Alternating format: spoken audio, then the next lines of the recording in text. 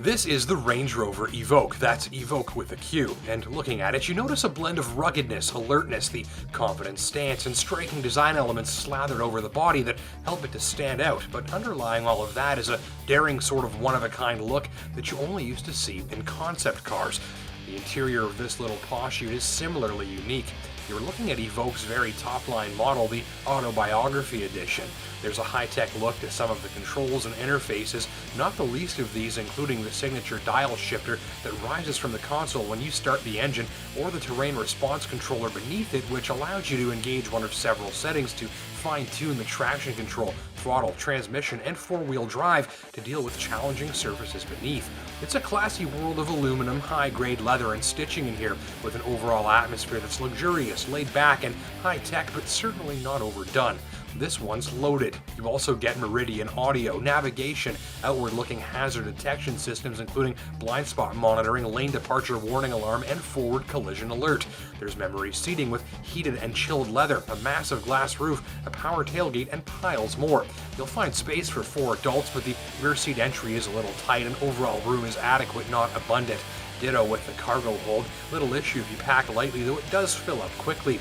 The ride height adds a sense of confidence and a commanding forward view of the road that many shoppers after this sort of machine love, and they'll enjoy it with a ride that's tuned for an athletic flair. On rough pavement, Evoque often feels busy and stiff, thank the large wheels and thin tires, but you won't mind if you're a fan of driving something that feels secure and quick to respond in corners. If that's not your thing, find an Evoque with smaller wheels for a more comfortable ride. All units get this 2-liter 240 horsepower turbo 4-cylinder. It's a good all-around performer with low-end torque contributing to effortless and quiet low-rev performance when you're driving gently, and boot down it sounds fairly pleasing and whisks the Evoque along nicely. Most folks should find this engine feels just right, which is a good thing since there's no other engine option available. Notably, this power plant has a list of fuel-saving technologies to keep it from emptying its tank faster than an orbit-bound rocket thruster. These include direct injection, a 9speed automatic, and auto stop.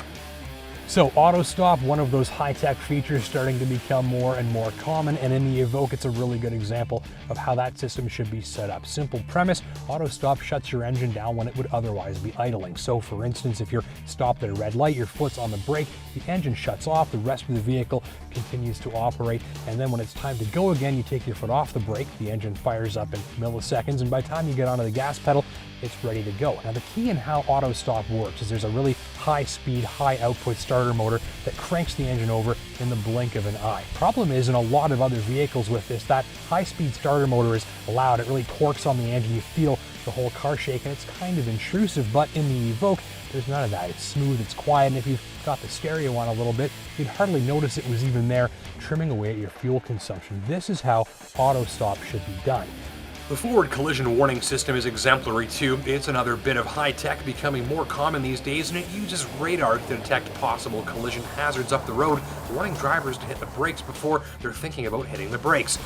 Here it's set up well, not overly sensitive, very effective, and no false alarms on my watch. In fact, it did save my butt once, warning me of a collision risk when I was cut off ahead of a red light. Slick stuff. And how's this for slick? The Evoque can even use radar sensors and mathematics and its electric steering system to handle all the steering for you when you're parking. What a fantastic time to be alive. You might not want to get your classy Range Rover too dirty, but you can if you like. Short overhangs and decent clearance beneath minimize the likelihood of whacking the underbelly on obstacles, and the ultra-stiff frame structure is incredibly rigid, even with the big hole cut out of the roof for that glass panel. Even if you've got the Evoque pitched and flexed on just 2 of its wheels, you won't hear any creaking or popping from the body structure, and the four-wheel drive system, though lacking low range, is smart enough to deal with virtually any terrain the owner might drive it through. The only terrain I found this week was jagged, slippery, sharp slush.